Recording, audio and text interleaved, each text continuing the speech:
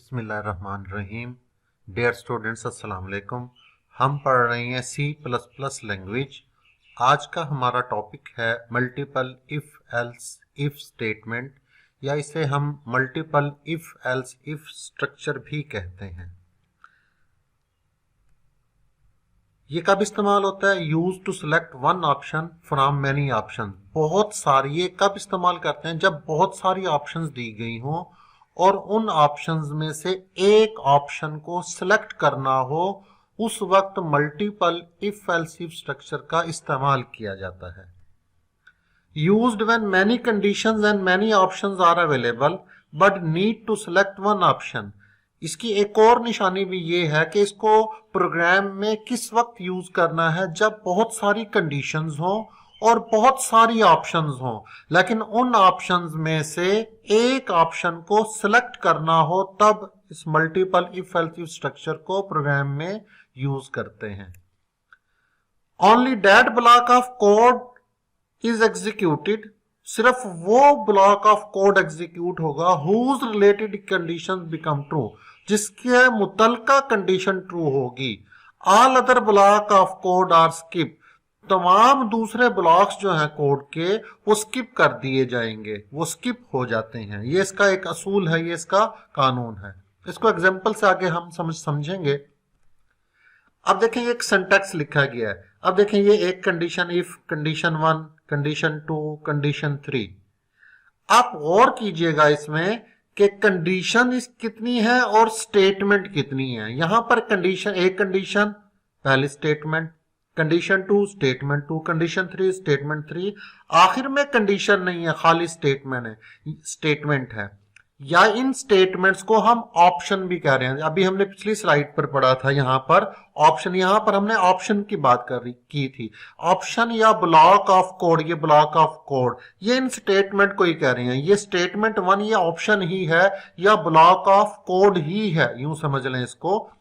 अगर ये condition true होगी तो ये स्टेटमेंट एग्जीक्यूट होगी, बाकी तमाम कंडीशंस को और स्टेटमेंट्स को कंप्यूटर स्किप कर देगा। ये इसका असूल है, दोबारा से सुन लिए, इसका क्या कानून है, इसका क्या असूल है, इसका रूल क्या है कि अगर ये कंडीशन 1 ट्रू होगी तो स्टेटमेंट 1 एग्जीक्यूट होगी, बाकी तमाम कंडीशन और स्टेटमेंट को कंप्यूटर छोड़ देगा, स्किप कर देगा। अगर कंडीशन 2 ट्रू होगी, ये वाली कंडीशन ट्रू जो है ये ट्रू होगी, तो ये ऊपर वाली कंडीशन और स्टेटमेंट और नीचे वाली कंडीशन स्टेटमेंट को छोड़ देगा, सिर्फ स्टेटमेंट 2 को एग्जीक्यूट करेगा। इसी तरह अगर कंडीशन 3 जो है ये ट्रू होगी तो स्टेटमेंट 3 को एग्जीक्यूट करेगा, बाकी तमाम स्टेटमेंट्स को ये छोड़ देगा। अगर तमाम कंडीशंस फॉल्स हो जाएं, ये कंडीशन भी फॉल्स हो जाए, कंडीशन 2 भी, कंडीशन 3 भी फॉल्स हो जाएं, तो आखिर वाली जो एल्स के बाद है स्टेटमेंट 4, इसको एग्जीक्यूट करेगा। इसमें एक और चीज गौर का तलब है, आपने याद रखना, शुरू में, यहां शुरू में एक इफ है और आखिर में क्या है, एक एल्स है। याद रखिएगा, इस इफ का एल्स ये है और इस इफ का एल्स ये है और इस इफ का एल्स ये है। तो शुरू में एक इफ है, आखिर में एक एल्स है। और दूसरी बात याद रखनी है, अगर कंडीशंस 3 होंगी तो ऑप्शन या स्टेटमेंट्स 4 होंगी, यानी कंडीशन ऑप्शन से या स्टेटमेंट से एक लेस होती है, एक कम होती है। इसी तरह ये इसका एक फ्लोर चार्ट बनाया गया है। कंडीशन 1 अगर ट्रू होगी तो स्टेटमेंट 1 को एग्जीक्यूट करेगा और इसके बाद आखिर पे चला जाएगा यहां पर। अगर कंडीशन 1 फॉल्स होगी तो कंडीशन 2 को चेक करेगा। कंडीशन 2 अगर ट्रू होगी, सही होगी, तो स्टेटमेंट 2 को एग्जीक्यूट कर फिर आखिर पे चला जाएगा। अगर कंडीशन ट्रू फॉल्स होगी तो फिर कंडीशन 3 को चेक करेगा। कंडीशन 3 जो है अगर ये ट्रू होगी, स्टेटमेंट 3 को एग्जीक्यूट करेगा, एग्जीक्यूट करने के बाद आखिर पर जाएगा। अगर कंडीशन 3 फॉल्स होगी तो फिर क्या आएगा, आखिर वाली एल्स पे आएगा। यहां देखें, यहां आखिर वाले एल्स स्टेटमेंट पर आएगा, एल्स बॉडी या स्टेटमेंट 4, और इसको एग्जीक्यूट करके आखिर पर चला जाएगा। ये इसका एक फ्लो चार्ट है। इसको एक प्रोग्राम की समझ से हम अंडरस्टैंड कर लेते हैं।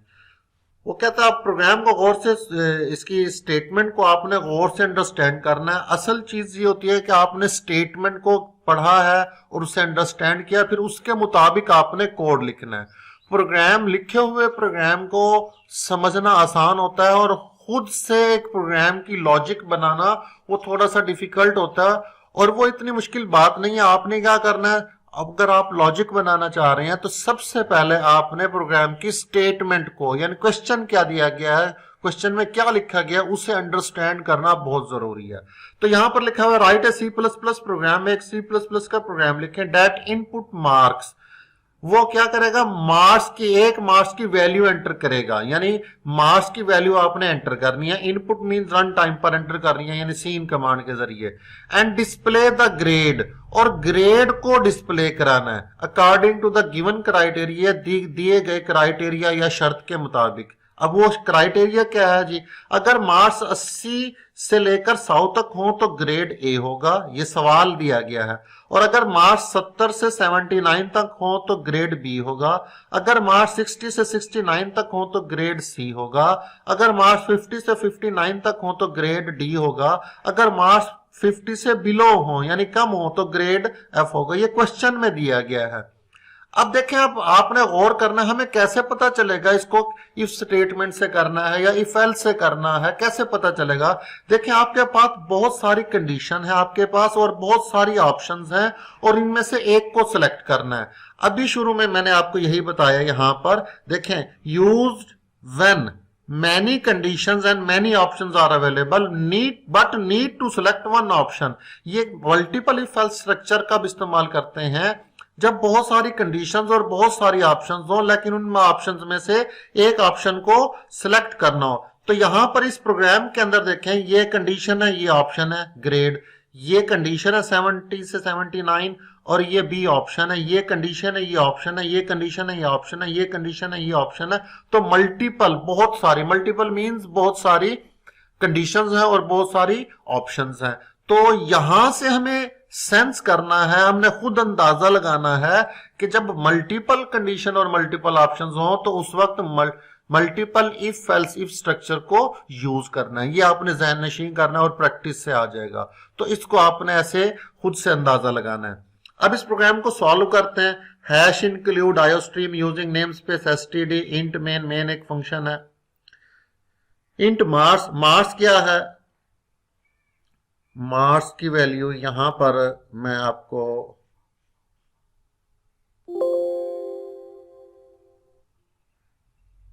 इसको ठीक कर लेते हैं। हम मार्क्स की वैल्यू को, यहां पर वेरिएबल का नाम है मार्क्स, तो इसको यहां से चला लेते हैं।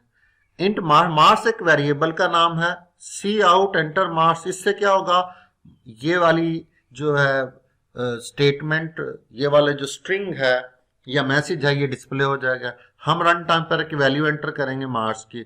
अब पहले इसकी एग्जीक्यूशन से पहले हम इसकी थोड़ी सी लॉजिक को और अंडरस्टैंड कर लेते हैं। देखिए, आपके पास ये एक कंडीशन है, इसको हम कैसे लिखेंगे प्रोग्राम में, ऐसे लिखेंगे कि अगर मार्क्स ग्रेटर हो और 80 के बराबर हो तो सी आउट ए ग्रेड को डिस्प्ले, सी आउट का काम है प्रिंट करवाना, किसको, ए ग्रेड। ये जो डबल कामों में कामाज में लिखा जाता है या कोटेशन मार्क में लिखा जाता है उसे हम स्ट्रिंग कहते हैं। तो इस स्ट्रिंग या मैसेज, ये मैसेज डिस्प्ले कराएगा। तो हमने ये जो चीज लिखी है हमारे पास कंडीशन और ये ऑप्शन या स्टेटमेंट, ये कैसे लिखी है, ये इसके मुताबिक लिखी है।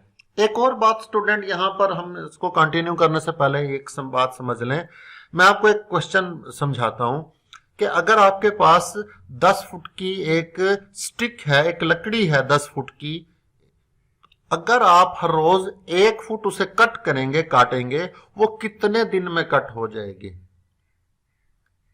अगर आप इसे गौर से सोचें तो वो 9 डेज में कट हो जाएगी, क्योंकि आप हर रोज जब 1 फुट काट रहे होंगे तो जब आप 9th डे को, 9वें दिन आप उसको कट करेंगे, जो 10वां 1 फुट का आखिरी पीस होगा वो ऑटोमेटिकली कट हो जाएगा। इसका मतलब क्या हुआ, इस एग्जांपल से हमने क्या अंडरस्टैंड किया कि अगर 10 फुट की लकड़ी को हर रोज 1 फुट काटें तो वो 9 दिन में मुकम्मल कट जाएगी, हर रोज 1 फुट काटते जाएं।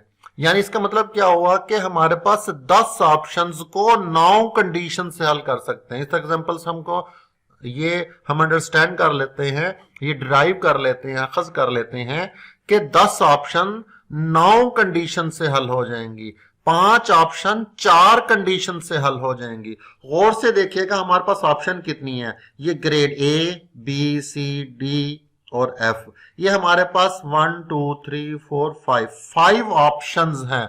तो यहां पर कंडीशन कितनी लगेंगी, कंडीशन हमेशा ऑप्शन से एक कम होती है। इसी बात को बस यहां पर अंडरस्टैंड करना है, यही लॉजिक है, इसी बात को आपने अंडरस्टैंड करना है। तो कंडीशन हमारे पास यहां पर 4 लगेंगे, क्योंकि ऑप्शंस 5 हैं तो कंडीशंस 4 होंगी। जैसे 10 फुट की लकड़ी 9 दिन में काटी जा सकती है, इसी तरह 10 ऑप्शन को 9 कंडीशन से, 5 ऑप्शन को 4 कंडीशन से। तो हम कंडीशन इस पर लगाएंगे, इस पर लगाएंगे, इस पर लगाएंगे, इस पर। आखिरी वाली जो ये कंडीशन है, इस पर हमने कंडीशन नहीं लगानी, इसको हम ऑटोमेटिकली इसको सॉल्व करेंगे उसी लॉजिक के तहत। तो ये जो पहली कंडीशन हमने लगाई है यहां पर, इफ मार्स इज ग्रेटर, ये इसके ऊपर लगाई है। इसी तरह ये 70 to 70, अगर Mars else if Mars greater than है या इक्वल टू है 70 के, तो क्या है बी ग्रेड, ये दूसरी कंडीशन लगा दी और दूसरी ऑप्शन आ गई। इसी तरह 60 to 69 ये सी ग्रेड है, else if Mars is greater then और इक्वल टू 60। ये जो हम लिख रहे हैं ये इस कोड के मुताबिक, इस सवाल के मुताबिक लिख रहे हैं, अपनी तरफ से नहीं लिख रहे हैं। तो आपने भी इसी को इसी तरह अंडरस्टैंड करना है। इसी तरह अगर मार्स क्या हो हमारे पास 50 to 59, यानी 50 से बड़े हो या 50 हो, तो क्या करना है हमने, डी ग्रेड ये ऑप्शन है, ये कंडीशन लगा दी। अब ये जो आखिरी वाली है, बस इसी को आपने समझना है, इसके ऊपर कंडीशन नहीं लगानी। आखिर में क्या आ जाएगा, एक एल्स आ जाएगा।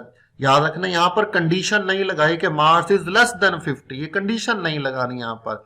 क्यों, क्योंकि मैंने अभी आपको एक असूल, एक कानून समझाया कि अगर आपके पास 5 ऑप्शंस हों तो 4 कंडीशन से ये सॉल्व कर लेंगे। तो देखिए यहां पर एक ये कंडीशन है, एक ये कंडीशन है, एक ये कंडीशन है, एक ये कंडीशन है, तो ये 4 कंडीशन है, ऑप्शंस हमारे पास 5 हैं। तो इस प्रोग्राम को इस तरह आपने समझना है, शुरू में एक इफ है और आखिर में एक एल्स है, ये याद रखना है आपने। अब इस प्रोग्राम के एग्जीक्यूशन समझ लेते हैं। जैसे मार्स एक वेरिएबल है इंटीजर टाइप का, क्योंकि प्रोग्राम के एग्जीक्यूशन मेन फंक्शन स्टार्ट होती है, तो यहां से आपने स्टार्ट लिया करें और लाइन बाय लाइन इस कोड को अंडरस्टैंड किया करें। इसका मतलब यह है कि इस लाइन के लिखने से क्या होगा, एक वेरिएबल क्रिएट होगा मेमोरी में इंटीजर टाइप का। सी आउट एंटर मार्स से क्या होगा, ये एक वैल्यू, एक मैसेज प्रिंट होगा एंटर मार्स। ये 67 प्रिंट नहीं होगा, ये 67 वैल्यू आपने रन टाइम पर एंटर करनी है, आपने टाइप करनी है। ये जैसे ही टाइप करेंगे, टाइप करके एंटर करेंगे, ये जाएगा सीन की कमांड में। सीन किसको देगा, मार्स को। तो मार्स वेरिएबल की वैल्यू कितनी हो जाएगी, 67, यानी मार्स की वैल्यू क्या है जी 67 को। आप कोई भी वैल्यू एंटर कर सकते हैं। अब आ जाए यहां पर इस सवाल पर, if Mars is greater then और इक्वल टू 80, मार्स की वैल्यू कितनी एंटर किया जी हमने 67, 67 ग्रेटर देन और इक्वल टू 80, कंडीशन क्या हो जाएगी, फॉल्स। फॉल्स होगा तो इस लाइन को छोड़ देगा, स्टेटमेंट को छोड़ दे, छोड़कर कहां जाएगा, इस वाले एल्स पर जाएगा। फिर कंडीशन चेक करेगा, मार्स की वैल्यू क्या है 67, 67 इज ग्रेटर देन और इक्वल टू 70, ये भी कंडीशन क्या हो जाएगी, फॉल्स हो जाएगी। इस स्टेटमेंट को छोड़ देगा, जब इसको छोड़ेगा कहां जाएगा, एल्स पर जाएगा। If Mars is greater then और इक्वल टू 60, मार्स बड़ा है या बराबर है 60 से, कंडीशन क्या हो जाएगी, ट्रू। जब ये कंडीशन ट्रू होगी तो कंप्यूटर इस स्टेटमेंट को एग्जीक्यूट करेगा, सी ग्रेड को, और इसको एग्जीक्यूट करने के बाद बाकी तमाम स्टेटमेंट को छोड़कर रिटर्न 0 पर आ जाएगा और फिर यहां पर आ जाएगा। तो इसका जवाब क्या आ जाएगा, सी ग्रेड आएगा। इसी तरह इस प्रोग्राम को अगर हम दोबारा से एक दफा और एग्जीक्यूट कर लेते हैं। अब फर्ज करें एंटर इंट मार्स, इस लाइन के लिखने से क्या होगा, एंटर मार्स, हम ये मैसेज प्रिंट होगा। ये 35 वैल्यू हम रन टाइम पर एंटर करें, जब प्रोग्राम को रन करते हैं कंप्यूटर पर, तो सीन की कमांड क्या करेगी, इस 35 वैल्यू को गेट करेगी और गेट करके मार्स को दे दी। तो मार्स की वैल्यू कितनी हो जाएगी, 35 हो जाएगी। तो हमने कितने मार्स एंटर किए इस वक्त, 35 मार्स एंटर किए। अब इस कंडीशन को चेक करें, मार्स की वैल्यू कितनी है, 35 है। 35 is greater than equal to 80, condition false, इसे छोड़ देगा, फिर एल्स पर आएगा। फिर यहां इस कंडीशन को चेक करेगा, मार्स की वैल्यू क्या है 35, 35 इज ग्रेटर देन और इक्वल टू 70, ये भी कंडीशन फॉल्स, इसको छोड़कर कहां पर आएगा, एल्स पर आएगा। मार्स की वैल्यू क्या है 35, 35 is greater than equal to 60, condition false, इस सी आउट को छोड़ देगा, क्योंकि कंडीशन फॉल्स तो स्टेटमेंट को छोड़ देगा। छोड़कर कहां जाएगा, एल्स पर जाएगा। मार्स इज ग्रेटर देन और इक्वल टू 50 कंडीशन फॉल्स, क्योंकि मार्स की वैल्यू 35 है। इस स्टेटमेंट को भी छोड़ देगा, छोड़कर कहां जाएगा, एल्स पर, फिर यहां आएगा तो क्या लिखेगा, एफ ग्रेड। तो जवाब आएगा एफ ग्रेड। तो जब तमाम कंडीशंस फॉल्स हों तो आखिर वाले एल्स को एग्जीक्यूट करेगा और ये एफ ग्रेड आएगा। तो इसमें बहुत सारे ब्लॉक्स में से एक ब्लॉक को एग्जीक्यूट करता है। हमने यही पढ़ा था हमने कि ये कंडीशन ट्रू होगी तो ये स्टेटमेंट एग्जीक्यूट करेगा, ये कंडीशन ट्रू होगी तो ये स्टेटमेंट एग्जीक्यूट करेगा, बाकी सबको छोड़ देगा। ये कंडीशन ट्रू होगी तो इसको एग्जीक्यूट करेगा, बाकी सबको छोड़ देगा। तो इस तरीके से ये multiple if else if structure जो है ये वर्क करता है। आपने इस प्रोग्राम को कागज पर लिखना है, इसकी एग्जीक्यूशन करनी है, इसको वैल्यू देकर, मार्क्स को डिफरेंट वैल्यूज देकर इसकी लॉजिक को अंडरस्टैंड करना है और इसको ज़बानी याद करके लिखना है। फिर कंप्यूटर पर भी प्रोग्राम को कोड करके इसको रन करना है ताकि आप इसकी लॉजिक को अंडरस्टैंड कर सकें। इससे रिलेटेड जितने भी दूसरे प्रोग्राम्स हैं बुक में उनकी भी आपने प्रैक्टिस करनी है। अगर आपने अभी तक मेरे चैनल को सब्सक्राइब नहीं किया तो जल्दी से मेरे चैनल को सब्सक्राइब कर दें और नोटिफिकेशन बेल पर क्लिक कर दें ताकि हर नई आने वाली वीडियो की नोटिफिकेशन आपको मिल सके। अगर आपको कोई प्रॉब्लम है तो कमेंट सेक्शन में जाकर आप कमेंट करेंगे वहां पर, तो उसका जवाब मैं आपको आंसर अकॉर्डिंगली दे दूंगा। अपना ख्याल रखिएगा, नेक्स्ट लेक्चर में मुलाकात होगी। अल्लाह हाफिज।